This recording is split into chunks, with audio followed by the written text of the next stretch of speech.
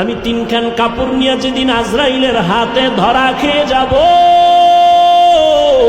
ওই দিন আমার আল্লাহ যদি জিগায়, ওরে আমার কাছে কি নিয়ে আসছো,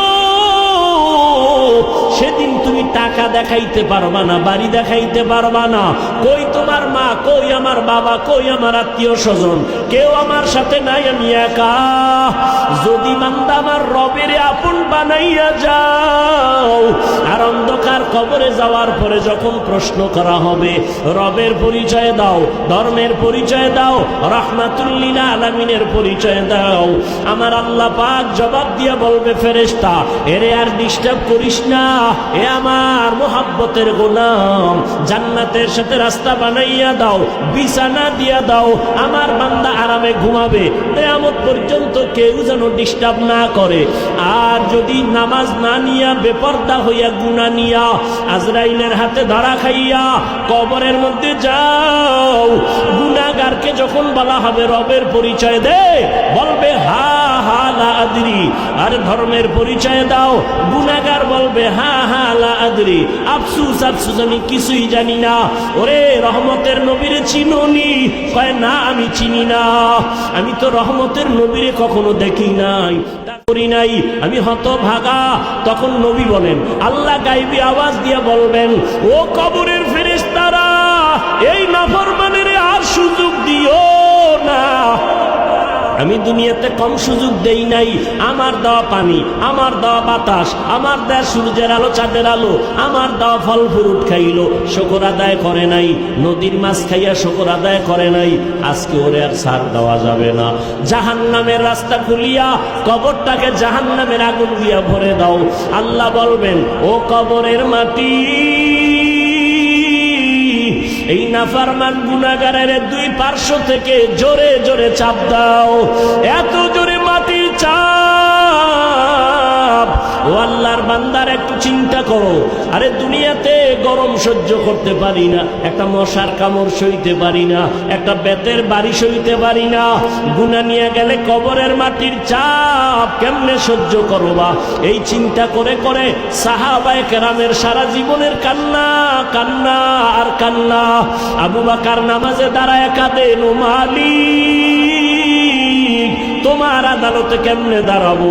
আরে আমার নবী, যে নবীর কোনো গুনাহ নাই, আম্মা জান আয়েশা রাদিয়াল্লাহু তাআলা আনহা বলেন, একদিন দেখি নবী আমার রুমে বৈশা গুনগুন করে কান্না করেন। আমি জিজ্ঞাসা করলাম, ইয়া রাসূলুল্লাহ, আমার রুমে বসে আপনি কান্না করেন কেন? নবী বলেন, আয়েশা, হাসরের ময়দানে আমার উম্মতের কি উপায় হবে সেই কারণে কাঁদতেছি। কেন ইয়া রাসূলুল্লাহ? নবী বলেন, হাসরের মাঠটা হবে বড় ভয়ঙ্কর মাঠ। হাসরের ময়দানটা এমন ভয়ঙ্কর, একদিকে সূর্যের গরম, অন্যদিকে জাহান্নামের আওয়াজ। আবার আমার আল্লাহ রাগান্বিত আওয়াজ দিবেন আর বলবেন, লিমানিল মুলকুল ইয়াউম লিল্লাহিল ওয়াহিদিল কাহ্হার। আল্লাহ পাকের কুদরতি রাগান্বিত আওয়াজে হাসরের মাঠ থরথর করে কেঁপে উঠবে। ও আয়েশা, এমন হালাত হবে, নবীরা পর্যন্ত কান্নার আওয়াজ। মুসা নবী কাঁদবেন, আল্লাহ আমাকে বাঁচাও। ঈসা নবী কাঁদবেন, আমাকে বাঁচাও। মুসা নবী কাঁদবেন, ইব্রাহিম নবী কাঁদবেন, আমারে বাঁচাও। নবী বলেন, তখন আমি সিজদায় পড়ে যাব, উম্মতেরা সব নবীর থেকে ফিরে ফিরে আমার কাছে আসবে। আমি আল্লাহর দরবারে মাকামে মাহমুদে কান্না করব। অন্য নবীরা তো নিজের চিন্তায় কাঁদবেন, আর আমি একবারও বলবো না আল্লাহ আমারে বাঁচাও। আমি কান্না করে আমার আল্লাহকে বলবো, আল্লাহ আমার উম্মত, আমার উম্মত, আমার গুনাহগার উম্মতেরে বাঁচাও। আমার একটা উম্মত যেন জাহান্নামে না যায়, জাহান্নামের আগুন সহ্য করা যাবে না। রব্বে কারিম বলবে, নবী কাঁদিয়েন না, উঠেন, আপনার উম্মতগুলো ধরে ধরে আপনি জান্নাতের দিকে নিয়ে যান। নবী বলেন, ও আয়েশা, আমি খুশি মনে আমার উম্মতগুলো ধরে ধরে জান্নাতের দিকে নিয়ে যাব। আম্মা জান আয়েশা জিজ্ঞাসা করেন, ইয়া রাসূলুল্লাহ, আরে হাজারো কোটি কোটি মানুষের মধ্যে আপনার উম্মতরে চিনবেন কেমনে? ওখানে তো মুসা নবীর উম্মত, ঈসা নবীর উম্মত, কত নবীর উম্মত থাকবে, আপনার উম্মত চিনবেন কি করে? নবী বলেন, ও আয়েশা, কিয়ামতের ময়দানে আমার যারা উম্মত 5 ওয়াক্ত নামাজ ওযু বানাইয়া আদায় করত, কিয়ামতের মাঠে আমার উম্মতের ওযুর জায়গাগুলো নূরের আলোতে চমকাইতে থাকবে।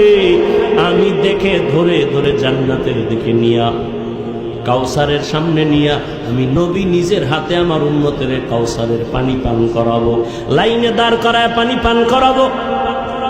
হঠাৎ উম্মতেরা পানি পান করে জান্নাতের গেইটে গিয়া বসবে, কিন্তু হঠাৎ দেখবো পর্দা পড়ে গেছে। ফেরেশতা পর্দা দিলা কেন? উম্মত কি শেষ? বলে না, সামনে আরো আছে। পর্দা দিলা কেন? ফেরেশতারা বলবেন, ইয়া রাসূলুল্লাহ, এরা আপনার খাঁটি উম্মত না, এরা নামাজ পড়ে নাই, রোজা রাখে না, আপনার আদর্শ জবাই করেছে। নবী বলেন, আয়েশা, তখন আমি একটু রাগ করে বলবো, সোহকান সোহকা লিমান গায়্যারা মিন বাদি, আমার পরে যারা আমার সুন্নতের জবাই করছো, ভেগে যা, আমি তোদের নবী না, তোরা আমার উম্মত না। তখন উপায় কি হবে?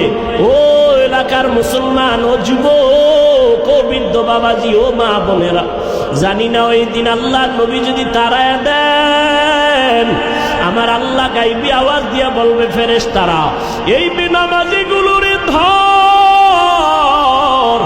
জাহান্নামের শিকল লাগায়া টেনে টেনে জাহান্নামের দিকে নিয়ে যাও।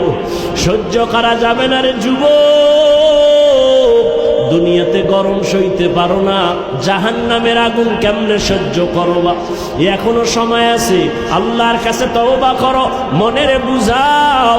তোমার মতো কত যুবক স্কুল কলেজে পড়ে নামাজ ছাড়ে না, চাকরি করে নামাজ ছাড়ে না, ব্যবসা করে নামাজ ছাড়ে না, গাড়ি চালায় নামাজ ছাড়ে না।